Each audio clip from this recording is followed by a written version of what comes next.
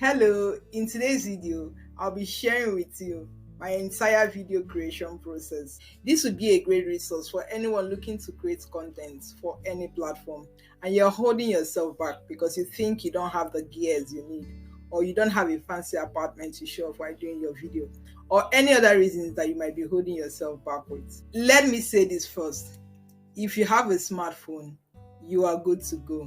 All you need to do is to get smart with it, improvise, and you're off on your journey to creating content. So let's get into my video creation process. The first thing I do is to generate my video ideas. These are a pool of topics or video titles I would like to talk about.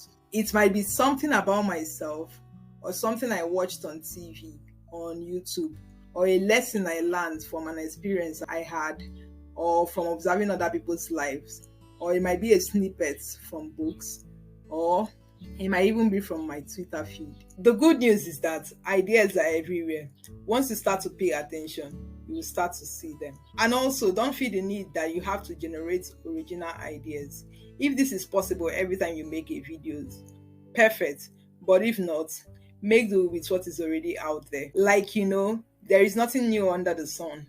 What you want to talk about, somebody else has already made a video about it or talked about it. What I think people that watch your content will want to see is that your perspective on the particular topic and how you say it. Try as much as you could to be yourself and not someone else's clone. There are people who will never be reached except by you being your authentic self.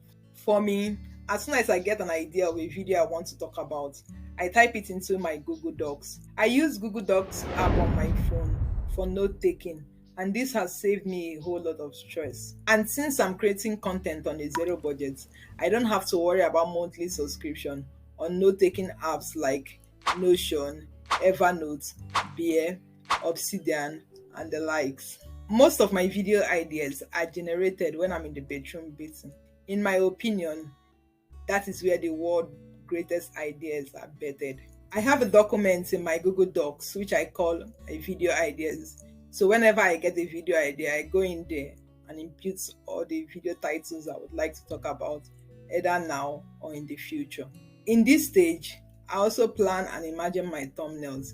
It's so important to plan this at the earlier stage because your video titles and your thumbnails are the first thing people see before clicking on your video. And this determines if a viewer will click on your video or not. I design my thumbnails on Canva, and sometimes designing my thumbnails could take longer than I thought. I maintain one thumbnail document on Canva so that whenever I'm designing my thumbnail, I could go through all the thumbnails I've designed in the past and see what my thumbnails looks like. This makes me maintain a particular feel on my thumbnail and also maintain the fonts that I use. Now let's go back to my second video creation process, which is scripting. Idea generation and scripting sometimes happen simultaneously for me. When I'm in the bedroom and an idea clicks, once I'm out of the bedroom, immediately I start to script my video. But this is dependent on so many other variables, if I would script immediately or not. I work a full-time job from home and I wake up by 5:30 a.m. and get to the bedroom. I usually spend 1 hour to 1 hour 30 minutes in the bedroom, and this is because I'm a person with Parkinson's disease, and having Parkinson's impairs my movement and how fast I get things done. So from 6:30 a.m.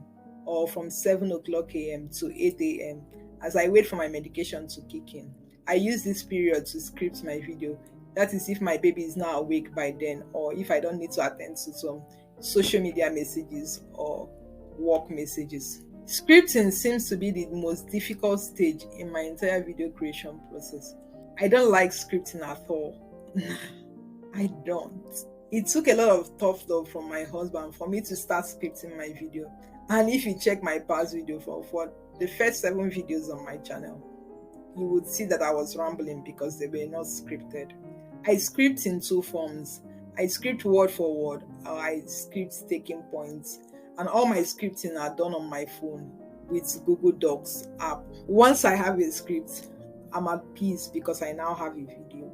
I try as much as I can to have 2 to 3 scripts before moving to my next video creation process, which is filming.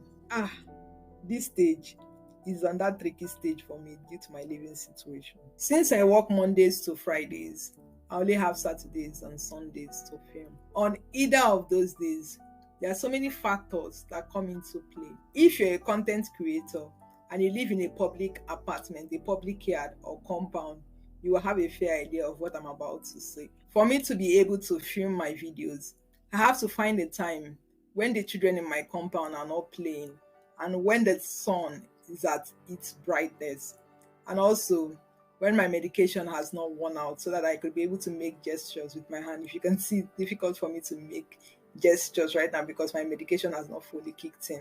I don't have a ring light yet, which makes filming at night impossible. I film with an Android phone. When filming, I set up a screen recording on Canva on my work computer to record my audio because my work computer seems to have a louder audio volume.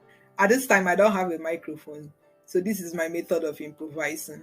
Most times, for this to be possible, I need a steady supply of internet and power to my PC, which is not always the case if you live in Nigeria. I happen to have a phone tripod stand, which is the first gear I have acquired on my content creation journey, and this helps my video to be steady.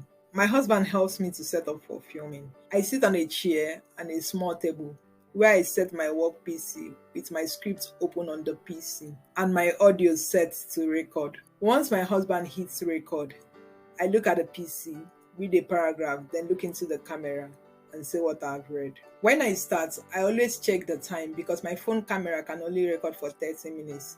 And if I don't stop before this 30 minutes, I might lose my video recording, which can be very frustrating. I don't actually wait until 30 minutes before stopping the video recording. I actually end the video at 25 minutes and start the recording again. I do this until my video recording is completed. I then do this over again for all the scripts I schedule to record on that day, which is all dependent on all things being equal.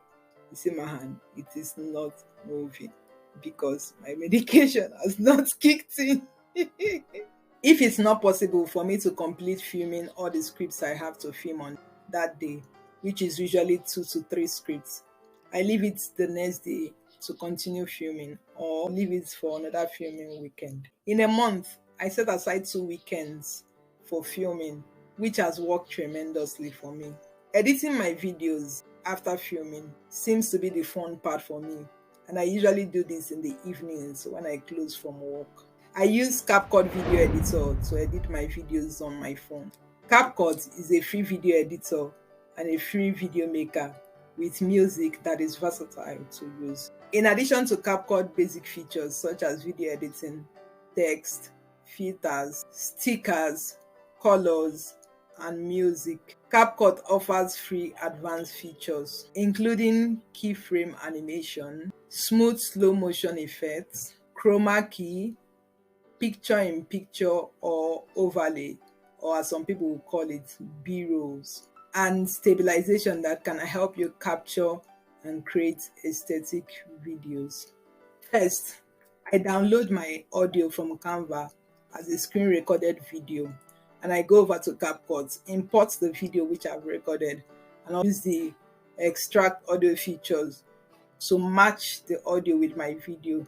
Once I'm done matching it and getting the perfect match that the audio has synced with my video and the voice are going together, I export it and import it into CapCut back again for proper editing. It usually takes me 6 hours to edit a video, or even more depending on the length of the video. Check out my video in the description box where I fully broke down how to edit videos using CapCut Video Editor. I get music from my videos from the YouTube Audio Library. The YouTube Audio Library is where you can get copyright-free songs that you can use in your videos that you plan to monetize. I will also leave a link in my description box to a video on how you can download songs from the audio library with your phone from the YouTube Studio app. In the meantime, getting my songs from the YouTube Audio Library takes away the stress from me from worrying about monthly subscription for songs like Songs in Epidemic Sound and other sites where you can find songs. There is also another way around this if you don't like the songs in the YouTube Audio Library. If you have a Canva subscription, you could connect all your social accounts to that Canva subscription you have, which will allow you use songs from Epidemic Sound on the Canva library, and you can monetize those videos because Canva actually has partnership with Epidemic Sound. After I'm done editing, the next thing I do is to upload and schedule. I mostly upload my videos at night because in this part of the world where I am, data subscriptions are measured. It is what you pay for that you get, and the cheapest data subscription are always available from 11 p.m. in the night to 6 a.m. in the morning. So I stay up till 11 p.m. to upload my videos, since the videos are always in large file size. At the very least, I always have 2 videos scheduled on my channel, and scheduling videos on my channel has made me stay consistent with posting 1 video every week. At least I'm a person who loves routine, and I like keeping up to a routine once I start doing something. After I'm done uploading and scheduling my videos, the next thing I do is to write the descriptions for that videos, which are mostly excerpts from my scripts, and also I create the timestamps for the video, that's depending on the structure of the video, so that the viewers could easily browse through the video if they need to. I also add end screens, cards, and thumbnails to the video, and I do all this in the YouTube studio. Yeah, let me know in the comment section your thoughts about this video, and do well to subscribe to my channel. It really means the world to me. As always, thank you so much for watching, and do have a good one.